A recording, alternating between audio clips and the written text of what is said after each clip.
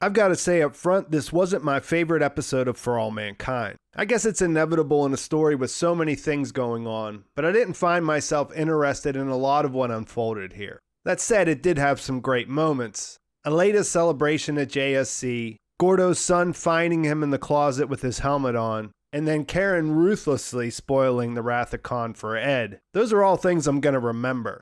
Hey guys, Pete here. This is my For All Mankind Season 2, Episode 5 breakdown. The episode was titled The Wait, W-E-I-G-H-T, although it did feel a little bit more like The Wait, W-A-I-T to me. Just a quick spoiler warning, if you haven't watched the episode yet, this video will absolutely spoil it. And with that out of the way, let's get right to it.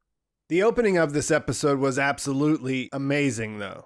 Tracy's on the moon. We see this glorious sequence where she comes down the stairs, looks around at the surface, is completely awed, and then we learn that her cameraman forgot to hit record, so she has to do it all again. It's definitely one of the high points of the episode, and the fact that she has to go back and redo it to recapture that feeling of inspiration does work well for where her time on the moon goes. I wish it just could have been a little bit more fun to watch. We see a lot of moon time in this episode. And we also see that she is the rock star of the bunch. This sets her apart from the other people there, kind of isolates her. But at the same time, she's on TV. She's talking to Johnny Carson, which all works to make it kind of hard to feel bad for her.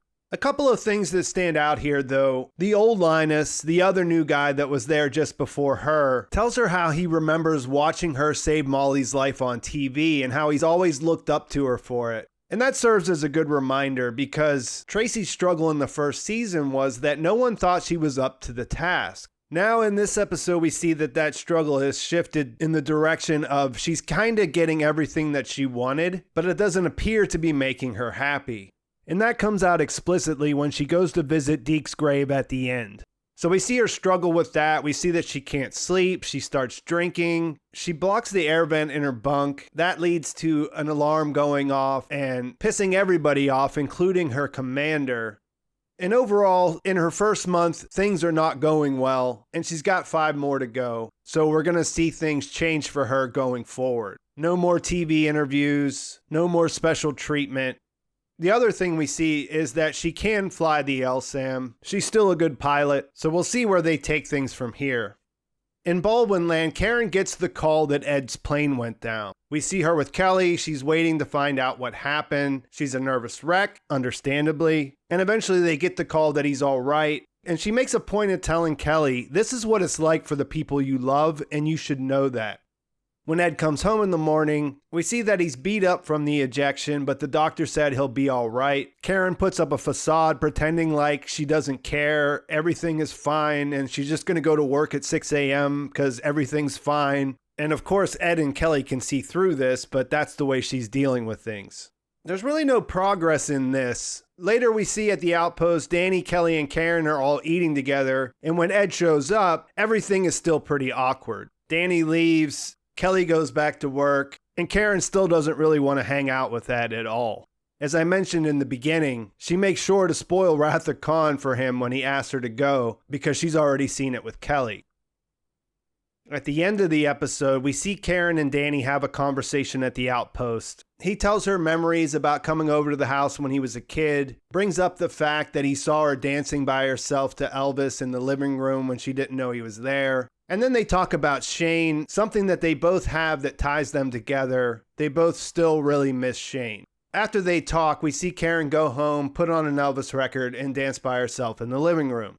As far as consequences for what Ed and Gordo did, there are none really.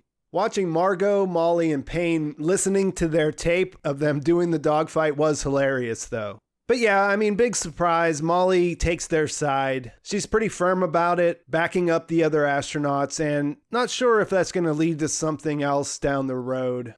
The only other thing with Molly in this episode is we see her talking to the astronauts who are taking the guns up to the moon. It's an important development. We've been waiting for this to happen, but it's kind of just sandwiched in there. And the main thing in relation to Molly is that we see that her eyesight is failing. And that could be related to what happened to her being exposed to radiation on the moon.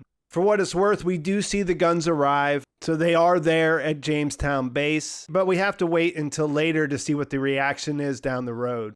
Gordo does seem to be taking things seriously at this point. We see that he's still struggling inside the helmet, but he's trying to do what he can at home to get over the fear. We got a little bit of a montage of him, like a training montage where he's getting himself back into shape, throwing his liquor bottles away. So it's hinting that he's on the road to redemption. We also see Aleida show up for her first day of work at NASA. I mentioned I really liked how she did the whole screaming behind the soundproof glass thing. It felt like a triumph. We see that she's excited. This is a dream that's realized, and it's confirmed that she is working on the Apollo-Soyuz project, which is the one where Danielle is going to be meeting with the Russians for the handshake in space. And we see her have this awkward exchange where she's being asked questions about her background, and she really doesn't want to talk about it. It makes you think there are multiple reasons why she wouldn't want to get into her background. And it's kind of interesting to see where that goes. When I was first watching it, I was thinking like maybe she is socially awkward, like extremely socially awkward in these kind of things. But it really makes more sense that since her father was deported, that she has a strained relationship with Margot, who also did her a big favor putting her in this position, that she might just really not want to explain how she got there.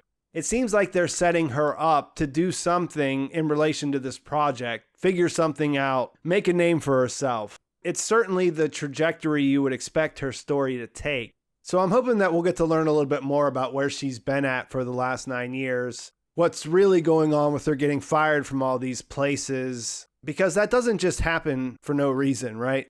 And then I guess the last big story of this episode was Ellen and Pam reuniting. She goes to see her at a poetry reading. Pam is living with a partner. She's in Austin, so she's out. She's not closeted like she was when she was with Ellen. She seems happy. She tries to play it off that she's excited to see Ellen. And there's a couple fake outs here where you think that they're not going to hook back up. But at the end of the day, they do. And it is good to see that Pam's back. That would have been a loss if she just disappeared from the story. But again, this kind of just felt like it was sandwiched in there among all the other things happening. Seeing them back together would certainly make you think that she's going to end up making their relationship public. Of course, she could go the Sally Ride route and never explain it until after she dies. But you can't really see Pam coming back into her life unless that happens. There's really only two options here. Ellen quits NASA and she goes to Austin and they live together there, or Ellen comes out and Pam and her get together publicly and they deal with the fallout. And that's pretty much everything that happened. That's the big stuff. So yeah, my least favorite episode of the season so far. Still not my least favorite episode of TV I've watched recently. And there were some of my favorite little moments thrown in there. I guess a lot of it has to do with me not feeling that interested in Tracy's story right now. And it's not because she's a bad character, really. It's just that there's so many other things going on. And this was one of my big problems with the first season of this show. You have all these interesting things going on side by side, but they don't always work well together. It's interesting when you step back and think about it. Tracy is kind of the rock star, right? If Ed had gone back, if Gordo hadn't lost his mind, Molly isn't inclined to go looking for that kind of attention. Any one of them could have been the rock star because the space program is popular in that timeline. But when you think about it like that, then yeah, of course, Tracy is a good candidate for that. But it's not something endearing necessarily. And then, like I said, it's kind of hard to feel bad for her because she's got a pretty good life. It's all probably leading to something. I think in the case of what's going on with Tracy right now and what's going on with Karen right now, I just don't find myself wondering how they're going to get through it or what is the kind of ending or the kind of thing I want to see happen to them right now in this part of the story. With Ellen, it's more cut and dry. You know, you want to see her get together with Pam if that's what they're going to do. You'd like to see her be able to be who she is, have a fulfilling life. She certainly earned that. She's certainly good at her job and all of that. So it's a little more cut and dry in that situation. I am curious to see what's going to happen with Aleida. It's a pretty nice touch that she's been around JSC enough as a child through her relationship with her father and with Margot that she knows enough when she goes into the observation room that no one can hear her and she just goes ahead and cuts loose. But as she was in that conversation, I did think about the fact that she's been fired everywhere else that she's worked. And it's clear that working at NASA is important to her. This is her lifelong dream, right? So definitely some potential there. And I think that's a good place to leave it. We'll see where things go next week. Let me know in the comments what you think, what you're hoping to see next. And you know, we're halfway there now, so things should be picking up as we go into the back half. Please like this video if you enjoyed it. Please subscribe to my channel if you haven't already. Thanks for watching. I'll talk to you soon.